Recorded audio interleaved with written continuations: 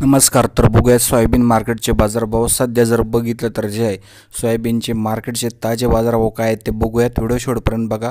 सध्या आता जे राज्यामध्ये BJP सरकार आलेले आहे आणि सोयाबीनचे बाजारभाव मात्र जैसे ते तैसेच पाहायला मिळत आहे. मार्केट जे आहे कमीत कमी या ठिकाणी 6,000 रुपये झालेच पाहिजे असा जनसामान्याचा मानस आहे. एकंदरीत बघितलं तर जे आहे ब्राझील आणि अमेरिकेतून एकंदरीत एक चांगली बातमी सोयाबीन संदर्भात आहे. त्या ठिकाणी जे आहे दबाव या ठिकाणी घटलेला आहे, मागणी वाढलेली आहे.